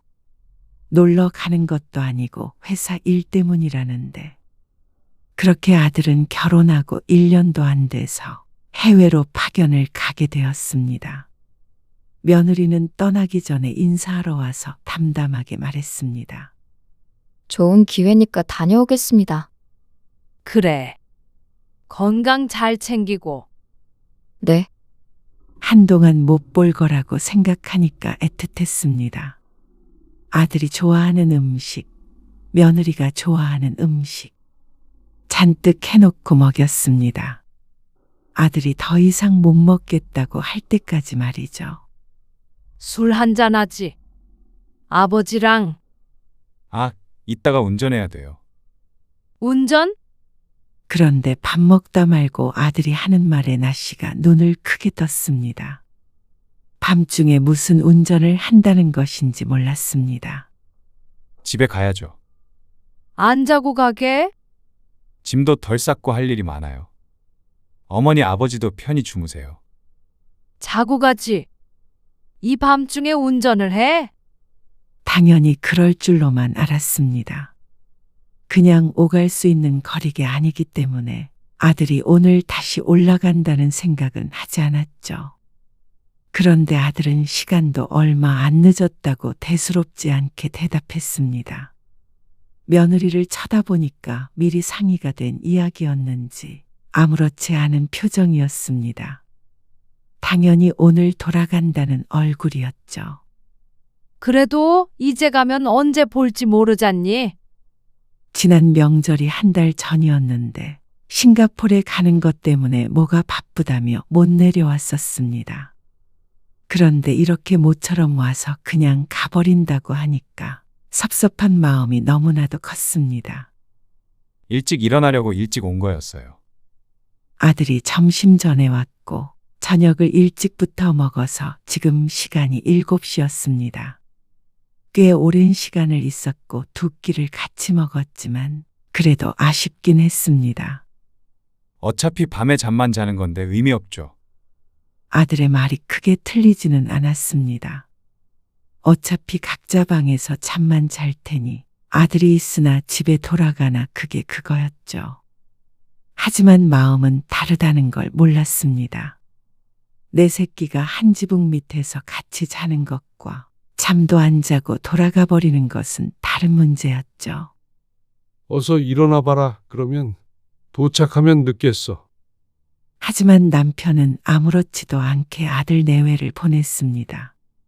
아들과 며느리도 당연하다는 듯이 짐을 챙겨서 떠났죠. 전화 드릴게요. 아들이 떠나고 나씨는 한숨을 쉬며 말했습니다. 애들이 왜 저렇게 차가운지 몰라. 차갑기는 바쁘니까 그렇지. 아니, 혜미가 우리 집을 불편해하나? 그런 것 같아서 적극적으로 아들네를 붙잡지 않았습니다. 그러면 더욱 불편해할 것 같아서 말이죠. 요즘 사람들의 개인적인 성격 때문에 그럴 수도 있다고 생각했습니다. 하지만 머리로 이해하는 것과 마음이 느끼는 것은 조금 다른 문제였죠. 그렇게 아들 부부는 싱가폴로 떠났습니다. 지훈아, 잘 지내? 네. 잘 지내죠. 밥은 잘 챙겨 먹고 있지? 거기도 쌀밥 있을 거 아니야. 네. 잘 먹고 있어요. 혜미도 바쁜데 밥 차려줄 시간이 있어? 어머니, 잠시만요. 제가 지금 출근해야 되는데 이따가 퇴근하고 나서 전화 드릴게요. 혜미도 지금 바빠? 혜미 한번 바꿔주지. 혜미는 나갔어요. 아마 정신없어서 전화 못 받을 거예요. 그래. 알았다. 아들이 떠나고 나시는 종종 전화를 걸었습니다. 다행히 간 곳이 미국 같은 데가 아니라 시차가 거의 없어서 다행이었습니다. 통화마저 잘 안 됐다면 무척 답답할 것 같았죠. 그렇지만 워낙 바빠서 그나마도 자주 연락하지는 못했습니다. 전화할 때마다 늘 나중에 전화하겠다, 바쁘다. 그러다 보니까 나 씨도 전화하는 게 조금 조심스러웠죠. 그날 저녁 아들에게서 다시 전화가 걸려왔습니다. 나 씨는 아들 번호를 보고 반색하며 전화를 받았습니다. 지훈아, 퇴근했어? 네. 식사하셨어요? 네 아버지랑 밥 먹었지. 너희는? 뭐 좀 해먹고 그래? 해먹는 건 아니고요. 혜미는 아직 퇴근 안 했는데 퇴근길에 뭐 좀 사온대요. 그래도 일하려면 밥심이 있어야 하는데 간단하게라도 좀 해먹지. 여기서 뭐 택배라도 붙여줄까? 아니요. 여기서도 한국식 재료 다 구할 수 있어요. 그냥 시간 없고 힘들고 그러니까 사 먹는 거죠. 걱정 마세요. 잘 챙겨 먹고 있어요. 이제는 이렇게 아들과 통화하는 게 나 씨의 낙이었습니다. 어쩌면 아들이 한국에 있을 때보다도 더 자주 연락하게 되는 것 같았습니다. 그게 유일한 장점이라면 장점이었죠. 그리고 가끔 며느리의 목소리도 듣고 싶었습니다. 잘 지내고 있는지, 별일은 없는지. 아들은 무뚝뚝해서 통화가 길게 이어지질 못하기 때문에 며느리랑 제잘제잘 수다를 떨며 싱가포르에 관한 이야기도 듣고 싶었죠. 혜민이? 아, 네. 어머님, 안녕하셨어요.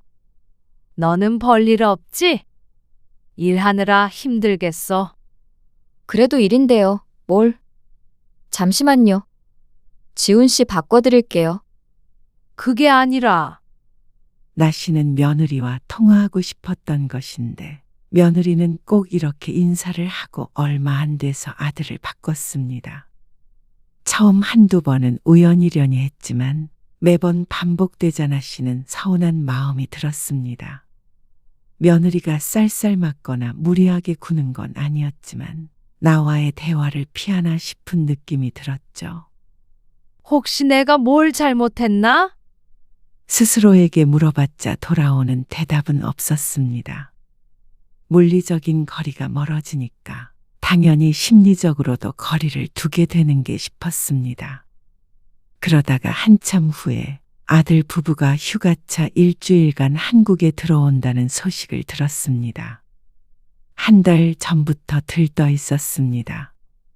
아들이 살던 집은 월세를 주었기 때문에 당연히 며칠은 나 씨의 집에서 머물 것이라고 생각했습니다. 그래서 이불 빨래도 새로 하고 베개도 새로 샀습니다. 그런데 막상 들어온 아들 내외는 일주일 동안 바깥 사돈 명의의 작은 아파트에서 머물겠다고 했습니다. 지난달에 만기였는데 저희 왔다 가면 다시 새 놓으신다고 비워두셨대요. 물론 아들 내외를 위해서 머물 곳을 마련해 준 건 감사한 일이었지만 굳이 그럴 필요가 있을까 싶었습니다. 절반은 나 씨의 집에서 절반은 사돈 내서 자면 될 일인데 말이죠. 그러면 우리 집에는 언제 올 거야? 며칠 지내다 갈 거지? 사실 먼저 방문했으면 하는 마음이 컸습니다. 하지만 아들이 뜻밖의 말을 전해왔습니다. 며칠 지내는 건 힘들고 내려가서 하루 자고 올라올게요. 뭐? 하루? 어떻게 못 본 기간은 그렇게 긴데 단 하루밖에 안 있겠다는 것인지. 다른 건 몰라도 이건 정말 섭섭해도 될 문제였습니다. 그런데 이어지는 아들의 말에 나씨의 눈이 땡그랗게 커졌습니다. 그리고 저 혼자 갈 거거든요. 혜미가 사실 임신했어요. 그래서 입덧을 하는데 비행기 타고 오고 그러느라고 좀 힘들어해서 쉬게 하려고요. 임신이라는 단어에 너무나도 놀랐습니다. 천천히 갖겠다고 하더니 떠난 지 1년 정도 만에 임신을 했다는 말이었습니다. 너무 잘했다. 너무. 근데 거기서 계속 사는 거야? 애는 한국에서 낳고 길러야지. 거기 계속 살아야죠. 싱가폴도 병원 좋아요. 그건 희소식은 아니었지만 어쨌거나 나씨는 손자가 생겼다는 말에 너무 기뻤습니다. 혜미가 차 타고 여기까지 오긴 힘들겠지? 네. 웬만하면 같이 가려고 했는데 힘들어해서요. 그러면 내가 올라갈게. 아, 어머니가요? 아들은 당황스러워했습니다. 하지만 며느리가 임신했는데 이렇게 얼굴도 안 보고 다시 보낼 수는 없었습니다. 나씨의 머릿속이 무척 바쁘게 돌아갔습니다. 임신했을 때 좋은 음식이 뭔지 생각해내느라 말이죠. 아니에요.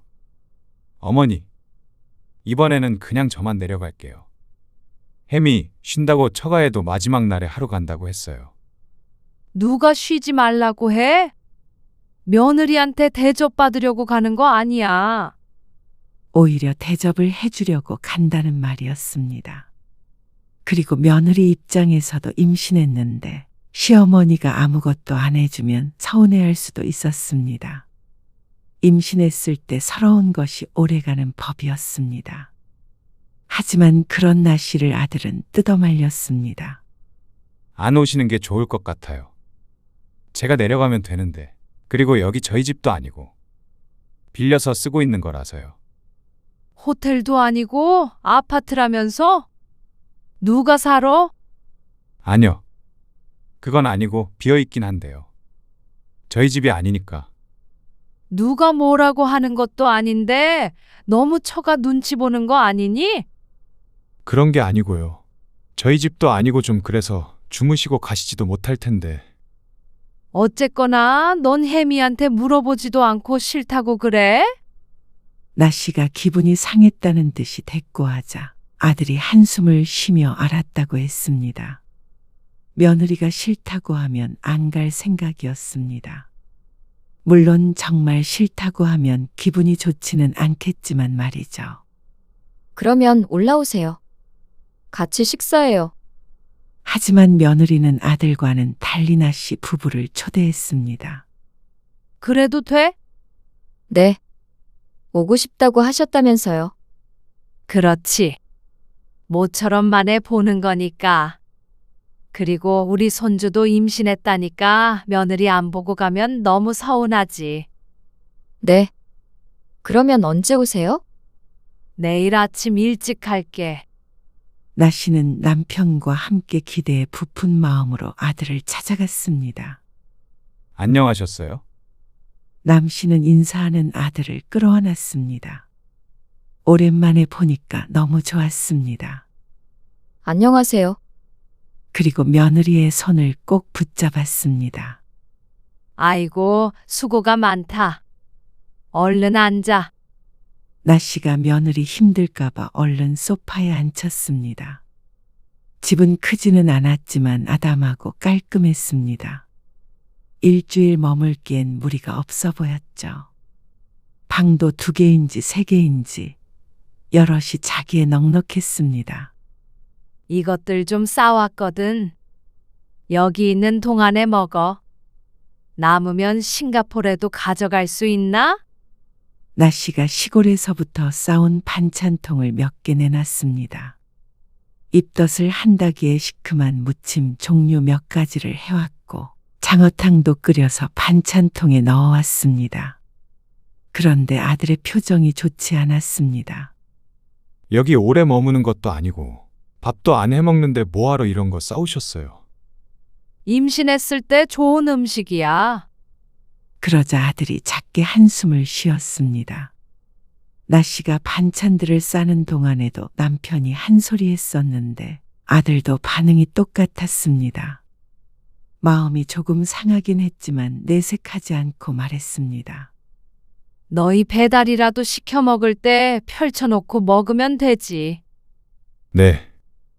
알겠어요. 나씨가 반찬통을 냉장고에 넣었습니다. 그리고 나씨 부부는 아들네와 마주보고 앉아서 두러두런 대화를 나눴습니다. 싱가포르에서 있었던 이야기도 했고 나씨도 근황을 이야기했습니다. 그러자 어느새 점심시간이 되었습니다. 뭘 차릴 만한 환경도 아니고요. 배달시켜 먹으려고 하는데 괜찮으세요? 아이고, 그럼. 짜장면도 좋아. 며느리가 일어나려고 하자나 씨가 말했습니다. 아이고, 앉아있어. 입도 심하다며? 얼굴이 수척하다. 좀 나아졌어요. 걱정하지 마세요. 하지만 며느리의 표정은 편해 보이지 않았습니다. 음식이 도착하고 나씨가 냉장고에 있던 싸온 반찬들을 꺼내서 펼쳐놓았지만 며느리가 통 먹질 못했습니다. 들어가서 좀 쉬어. 식사를 마치고 아들이 며느리를 방에 들여보냈죠. 그러고 나씨 부부는 한참 있다가 저녁까지 먹었습니다. 사실 아들네에서 잘 생각으로 편한 옷을 챙겨왔는데 아들이 밥을 다 먹기가 무섭게 말했습니다. 돌아가시려면 빨리 일어나셔야죠. 그 말에 나씨는 조금 어이가 없었습니다. 차 타고 오는 데만 3시간이 걸렸습니다. 그런데 하룻밤 자고 가라는 소리도 안 하나 싶었습니다. 물론 못 잘 거라고 아들이 통화할 때 말은 하긴 했지만 충분히 자고 가도 될 만한 집이었습니다. 그리고 자고 가든 안 자고 가든 말은 꺼내보는 게 예의가 아닌가 싶었죠. 며느리도 당연하다는 듯이 배웅을 하려고 준비하고 있었습니다. 어떻게 이런 정없는 것들이 다 있나 싶었습니다. 빨리 가자. 남편은 나씨의 심중을 뻔히 알고 있었음에도 빨리 가자고 재촉을 했습니다. 방 많던데? 나씨가 은근슬에 말을 흘리자 며느리가 말했습니다. 제가 좀 힘들어서요. 아들도 아니고 며느리가 애둘러 거절을 하자 나씨는 더욱 충격을 받았습니다. 역시나 자신들이 달갑지 않았던 것이구나 생각했습니다. 나씨는 며느리를 생각해서 새벽에 일어나 반찬도 하고 며칠 동안 뭘 챙겨줄까 고심했는데 말이죠. 역시나 부모와 자식은 같을 수가 없는가 보다 싶었습니다. 하물며 며느리라면 시어머니가 머무는 게 불편하겠죠. 나오지 말고 쉬어.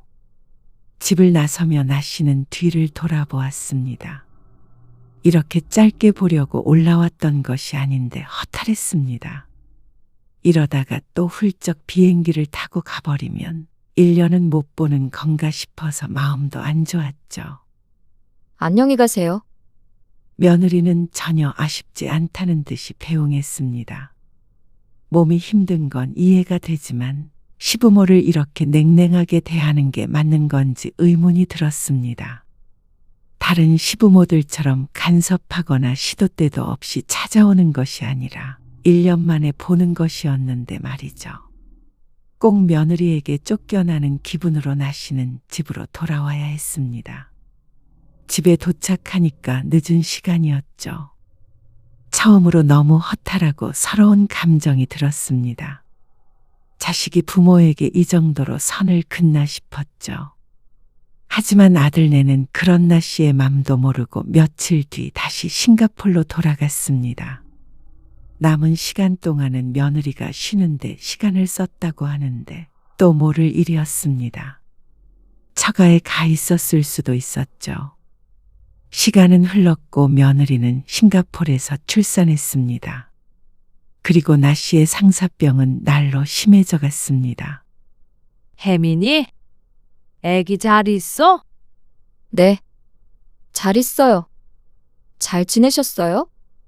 우리는 잘 지내지. 잠시만요. 지훈 씨 바꿔드릴게요. 며느리는 몇 마디 나누지 않고 곧바로 아들을 바꿔주었습니다. 이제는 그것에도 익숙해졌습니다. 애기 사진 좀 보내달라니깐. 보내드릴게요. 정신없어서 그래요. 나 씨는 아들이 보낸 사진 속 아기를 보며 미소 지었습니다. 휴대폰 화면을 쓰다듬으면서 얼굴을 들여다보았습니다. 아들이 하루빨리 돌아오길 바라는 마음이 더 간절해졌습니다. 직접 안아볼 수는 없고 보고 싶은 마음의 나 씨는 전보다 자주 전화를 걸게 됐습니다. 어차피 며느리도 회사를 잠시 쉬고 집에 있으니까 말이죠. 아, 어머님. 저 나중에 전화 드릴게요. 자고 있었어? 영상통화를 걸었는데 며느리의 퉁퉁 부은 얼굴이 화면을 스쳐 지나갔습니다. 정신이 없는지 화면이 계속 흔들리고 제대로 보이지 않았습니다. 우리 은호도 자니? 얼굴 한번 보여줘. 어머님. 제가 잠을 2시간밖에 못 잤거든요.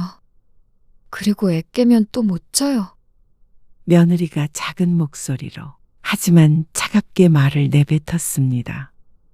그러고는 나중에 연락을 주겠다고 하고 전화를 끊었습니다. 잠깐 휴대폰으로 화면만 비추면 될 일인데 그것조차 하기 싫은 모양이었습니다. 처음에는 똑 부러진다고 생각했던 며느리는 사실은 차가웠습니다. 마음이야 어찌됐건 보통은 시어머니 말에 거절은 잘 안 하게 되는데 며느리는 그런 상식이 없었습니다. 전형적인 요즘 젊은이들 같았습니다. 아는 사람들 며느리들을 보면 싹싹하고 참한 그런 젊은이들도 많던데 나 씨의 며느리는 아니었죠. 그러던 어느 날이었습니다. 어머니, 햄이 피곤해요. 영상통화도 일주일에 한 번만 해요. 전화도 저희가 드릴 테니까 먼저 하는 건 자제해 주시고요. 아들이 며느리가 부담스러워한다면서 나 씨에게 이렇게 말했습니다.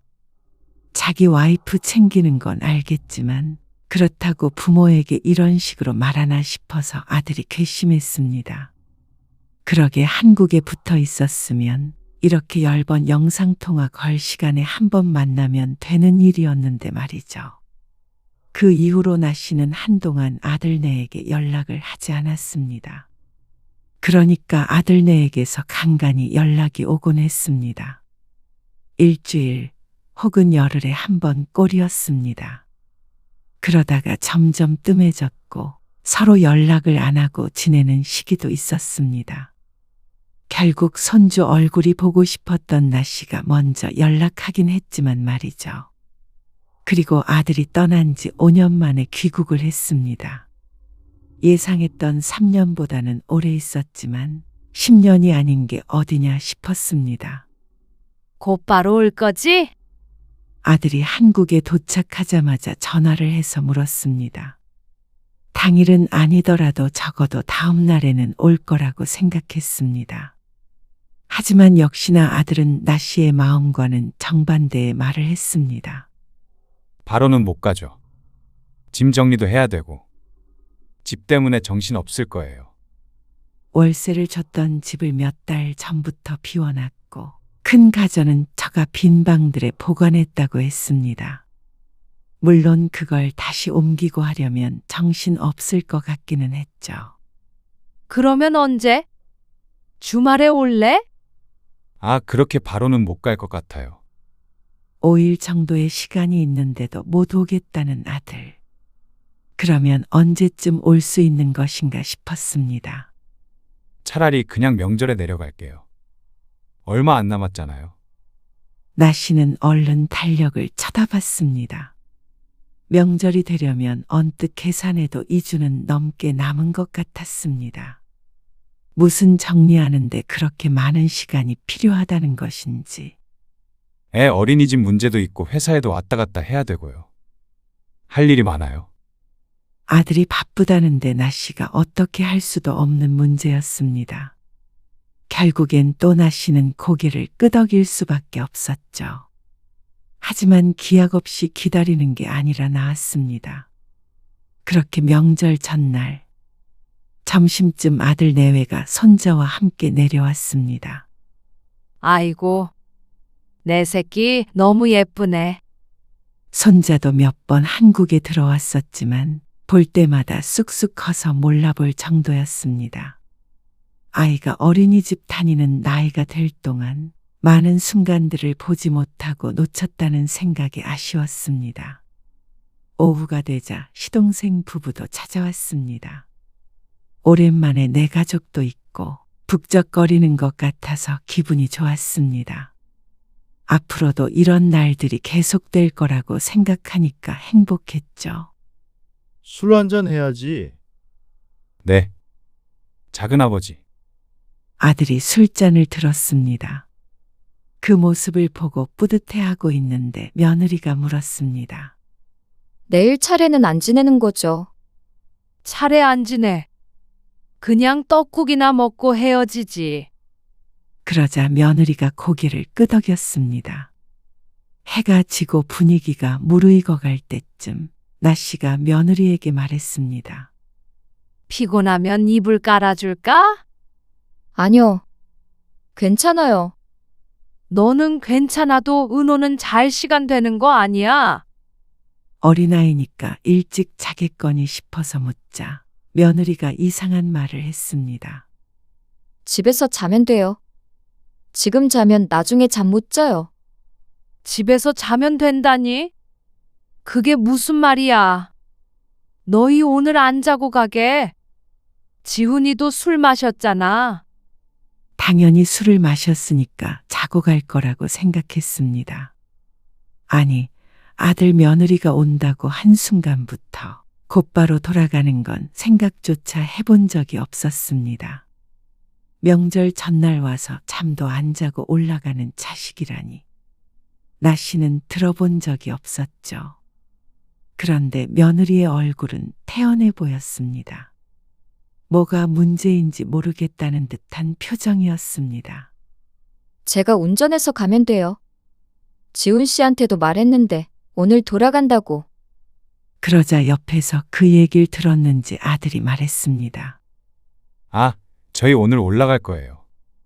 어차피 차례 안 지내니까 크게 상관없지 않느냐며 참 무심하게도 말했습니다.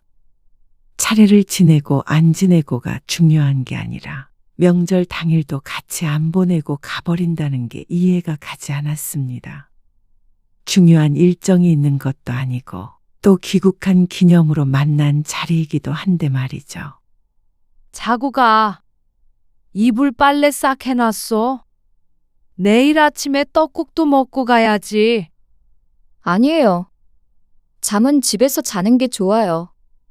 잠을 밖에서 자는 게 좋아서 자는 사람이 어디 있나 싶었습니다.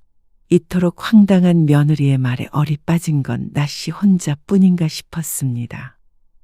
요즘 사람들 다 그렇지 뭐. 그런데 시동생이 별일 아니라는 듯이 며느리의 편을 드는 것처럼 말했습니다. 그러니까 나 씨의 우라통도 터질 것만 같았습니다. 아니, 너희는 왜 안 자고 간다는 거야? 당연히 명절에 왔으면 부모 집에서 자고 가야지. 그게 나 씨에게는 상식적인 일이었습니다. 하지만 아들 며느리에게는 아닌 모양이었습니다. 저는 남의 집에서는 잘 못 자요. 잠자리에 예민해서 집에서 자는 게 좋아요. 이렇게까지 말했는데도 끝까지 집이 좋다며 굳이 가겠다는 며느리. 가는데 3시간 걸리는데 밥만 먹고 가는 애가 어딨어? 우리가 갔을 때도 자고 가란 소리 한 번 안 하더니. 너는 그렇게 시부모가 싫으니? 나 씨가 이런 말을 안 할 수가 없었습니다. 그렇게밖에 생각되지 않았습니다. 그리고 남의 집? 우리가 남이야? 그러자 며느리가 놀란 듯 입을 다물었습니다. 나 씨가 화를 낼 거라고는 생각하지 못한 눈치였습니다. 그것조차도 화가 났습니다. 어쩜 저렇게 생각이 짧은지 몰랐습니다. 당연히 화를 낼 만한 상황인데 말이죠. 여보, 그만해. 불편해서 집에 가서 자겠다는데 뭘 그래. 우리도 애들 자고 가면 잠자리도 봐주고 그래야 하는데. 서로 좋지 뭐. 이불도 다 빨아놓고 했다니까 그러네. 그냥 잠만 자면 되지. 잠만 집에서 자겠다는데 왜 그러세요? 일찍 와서 이 시간까지 같이 시간 보냈잖아요. 그래, 여보. 애들 귀국했는데 앞으로는 자주 볼 거 아니야. 여기서 서운한 건 나 씨뿐인 것 같았습니다. 자주 보긴 뭘 봐. 명절에나 얼굴 볼까 말까 하겠구만. 싱가포르에 있을 때도 전화하면 혜미 넌 꼭 지훈이 홀랑 바꿔줘 버리고 영상통화는 부담스럽다고 그러고 지난번에 갔을 때도 그렇게 우릴 못 보내서 안달이었잖아. 근데 명절에도 밥만 먹고 간다고 하면 내가 서러운 건 당연한 거 아니야? 뭐? 남이 집? 분위기는 얼어붙었습니다. 나 씨는 며느리를 쏘아보며 씩씩거렸습니다. 모든 화살이 자신에게 향해 있는 이 순간이 이해가 안 되는 것 같았습니다. 어머님, 며느리가 천천히 입을 열었습니다. 말끝이 살짝 떨리는 게 며느리도 감정이 상한 것 같았죠. 어머님 서운하실까봐 오늘 올 때도 엄청 일찍 출발했어요. 차 막혔는데도 점심때 도착했고요. 그리고 늦게까지 지훈 씨도 술 마셨고 이 시간까지 자리 지키고 있다가 잠은 올라가서 집에서 자겠다고 하는데 그게 그렇게 잘못된 건가요? 따박따박 말대꾸하는 며느리를 멍하니 바라보았습니다. 남의 집이라고 한 거 서운하셨으면 죄송해요. 근데 남은 남이잖아요. 기분 나쁘시라고 드린 말씀이 아니라 제 집이 아니면 잘 못 잔다는 말이었어요. 남은 남이라는 말에 나 씨는 충격을 받았습니다. 며느리의 입으로 다시 한번 확인 사살을 당한 기분이었습니다. 다른 말은 안 들리고 그 부분만 귓가에 맴돌았습니다. 그러자 아들이 며느리의 편을 들고 나섰습니다. 어머니, 혜미는 잠자리 바뀌면 잘 못 자서 처가에 가도 그날 돌아와요. 여기서 처가 얘기가 왜 나오는 건지 몰랐습니다. 시부모가 불편하고 부담스럽다며? 남이 집이라며? 중요한 건 그 부분이었습니다. 당연히 그렇게 생각할 수 있죠. 저도 처가에 가면 장인어른 장모님 불편하고 그러니까요. 어머니가 좀 이해해 주세요.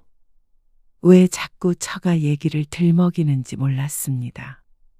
장인 장모도 이해하니까 나 씨도 당연히 이해해야 한다는 말인지 뭔지. 여보, 그만해. 시동생 보는 데서 언성을 높이니까 창피했는지 남편이 말렸습니다. 하지만 할 말은 해야 했습니다. 부모가 집에 와도 못 자게 해? 부모 집에 와도 하룻밤도 안 자고 가? 그게 무슨 가족이야? 어? 정말 혜미 네 말대로 남남이 맞는 것 같다. 그래. 그렇게 살자. 어머니, 왜? 그렇게 살고 싶은 거잖아. 그렇게 불편하고 싫으면 뭐 하러 왔어? 시부모가 그렇게 싫으면 보지 말고 살아. 넌 아주 부모 자식 사이를 갈라놓는구나. 며느리를 잘못 봤어? 그 말에 며느리는 아무 말 없이 눈을 내리깔았습니다. 그리고 아들은 화를 냈습니다. 도대체 왜 이러시는 거예요? 잠 좀 집에서 잘 수도 있는 거잖아요. 아침에 일어나서 떡국 먹는 게 그렇게 중요해요? 지금까지 같이 시간을 보낸 건 생각 안 하시고 잠 안 자고 간 것만 중요하세요. 그래. 그게 가족이지. 그냥 자식 생각도 좀 인정해 주실 수는 없는 거예요? 누가 가족 아니라고 했어요? 가족도 꼭 붙어 자야만 가족은 아니잖아요. 자주 찾아뵙고 그러려고 했어요. 그런데 이렇게 사람을 몰아붙이시면 저희가 어떻게 오겠어요? 그래. 그러니까 오지 말어. 그냥 얘들은 이런 방식이 좋구나. 그렇게 생각해 주실 수는 없으신 거예요? 그래, 없어.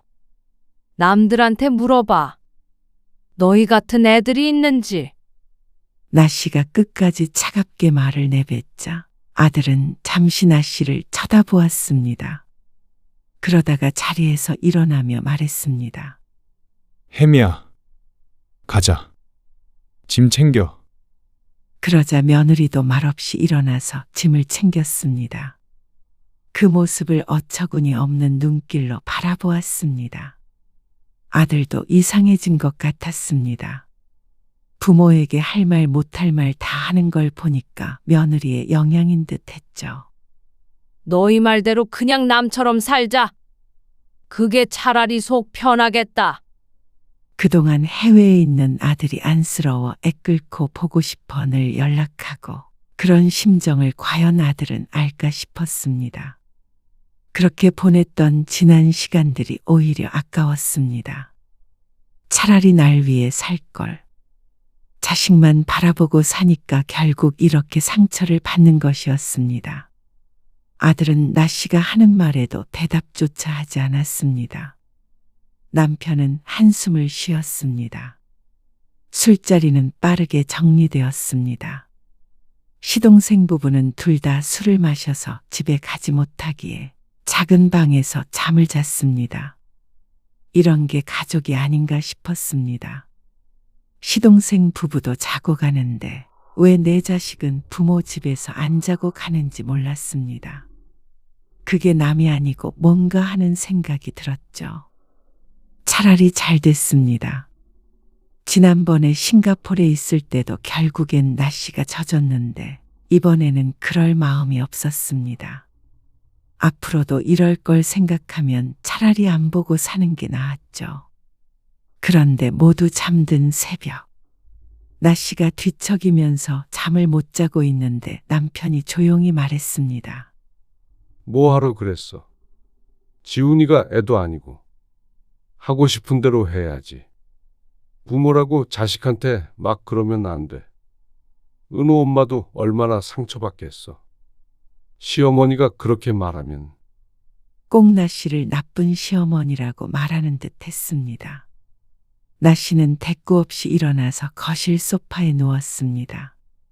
남편은 뭐가 그렇게 신세대라서 아들 며느리를 다 이해하는지는 몰라도 나씨는 이건 예의 문제라고 생각했습니다. 아들 며느리가 부모를 우습게 여긴 것이었죠. 그런데 한편으로는 자신이 좀 심했나 하는 생각도 들었습니다. 남편까지 저렇게 말하는 데에도 이유가 있을 테니 말이죠. 내가 정말 그렇게 나쁜 시어머니인가? 속으로 생각하다가 뒤돌아 누웠습니다. 아무리 생각해도 먼저 서운하게 한 건 아들 며느리였습니다. 또다시 그런 상황이 된다고 하더라도 못 참을 것 같았습니다. 그리고 이번 한 번뿐이 아니니까 나씨도 화를 낸 것이었습니다. 지난번에 서울에 갔을 때 쫓겨났던 걸 생각하면 지금도 서러우니까 말이죠. 그저 하나뿐인 가족으로서 가까이 잘 지내고 싶었던 마음뿐이었습니다. 그게 그렇게 큰 잘못인지는 새벽 내내 생각해도 이해할 수 없었습니다. 다음 날 아침 아들에게서 전화가 왔습니다. 나씨는 고민하다가 전화를 받지 않았습니다. 이번에야말로 아들 며느리의 생각을 고쳐주려고 마음먹었습니다. 아들은 몇 번 더 전화를 하더니 연락이 없었습니다. 그렇게 한 달이 지났습니다. 그러니까 초조해진 건 나씨뿐인 듯 했습니다. 남편은 한 번씩 나씨를 바라보며 한숨을 짓곤 했습니다. 그렇지만 아들에게 연락을 해보려는 시도조차 하지 않았습니다. 그렇게 신경 쓰이면 먼저 전화를 해봐. 나씨가 휴대폰을 들었다 놨다 부산스럽게 구니까 남편이 한마디 했습니다. 아닌 게 아니라 나씨는 고민 중이었습니다. 한 달 동안 연락이 없는 걸 봐서는 무정한 아들이 또 계속 안 보고 지낼 생각인가 싶어서 걱정이 들던 참이었습니다. 하는 행동을 보면 그러고도 남을 놈이었습니다. 물론 며느리는 생전 먼저 연락하는 법이 없었고 말이죠. 그리고 손자도 보고 싶었습니다. 아들이 귀국만 하면 마음껏 보고 살 수 있을 것 같았는데 어째서인지 해외에 있을 때보다도 멀어진 것 같았습니다. 결국 또다시 한 달이 흘렀을 때 나씨는 두 손 두 발 다 들고 말았습니다. 자식을 이기는 부모가 없다던데 나씨는 늘 자식에게 약자였죠. 나씨는 아들의 번호를 눌렀습니다. 한참을 기다리자 신호음이 끊기기 직전 아들이 전화를 받았습니다. 네. 어머니, 나씨는 망설이다가 말을 꺼냈습니다. 가족끼리 그렇게 남보다도 못하게 살면 안 되는 거잖냐. 내가 뭐 며칠 동안 자고 가라는 것도 아니고 또 온다고 시집살이를 시키는 것도 아닌데 뭐가 그렇게 불편하다고 그러는 거야. 그냥 성격이 그래요. 자식도 그런 게 부담스러울 수 있는 거잖아요. 1년에 몇 번이나 본다고 그래? 그러면 너는 부모도 서운할 수 있는 거 이해 못 해줘? 그렇다고 그렇게 말씀하시면 안 됐어요. 저희도 독립적인 가정이에요. 서로 존중하면서 적당한 거리로 살고 싶었어요. 그래, 알았다. 알았어. 그러면 자고 가란 소리 안 하면 되는 거야? 결국 나씨가 물러섰습니다. 아들의 고집을 꺾을 수가 없었고 이대로 더 밀고 나갔다가는 정말로 싸움이 끝나질 않을 것 같았습니다. 그러면 올 거지? 아버지 생신에 밥만 먹고 가. 그런데 당연히 그렇다고 대답할 줄 알았던 아들이 예상과는 다른 대답을 했습니다. 당분간은 못 갈 것 같아요. 뭐? 왜? 햄이 상처 많이 받았어요. 못 갈 것 같대요. 그리고 저도 가잔소리 못 하고요. 아니, 앞으로 안 그러겠다고 했잖아. 만약 제가 처가에 가서 그런 말 들었다고 한다면 어떨 것 같으세요? 그러자 말문이 막혔습니다. 그런 소리를 듣는다면 화가 날 것 같았습니다. 아들은 전화를 끊었습니다. 그리고 아들에게서 다시 전화가 오는 일은 없었습니다. 그때부터는 나씨가 전화해도 받지 않았습니다. 며느리도 마찬가지였습니다. 남편은 그게 자식에 대한 배려가 없던 나씨의 탓이라고 했습니다. 하지만 나씨는 억울했습니다. 남에게 말해보아도 나씨의 편을 드는 사람이 더 많았습니다. 아무리 시대가 바뀌었어도 명절에 와서 밥만 먹고 가는 자식이 어딨냐면서 화내는 사람도 있었죠. 서울에 가서도 잠도 안 재워주더라 하는 이야기를 하면 또 다들 붕괴했습니다. 그러니까 나씨는 억울할 수밖에 없었습니다. 자연스럽게 며느리를 원망하게 되기도 했습니다. 하지만 이러나 저러나 아들과 좁혀지지 않을 거리가 생긴 건 확실했습니다. 그리고 그렇게 됐을 때 가장 아쉬울 사람은 나씨라는 것도 스스로 잘 알고 있었죠. 하지만 이미 물은 엎질러졌고 그걸 주워 담을 수는 없었습니다.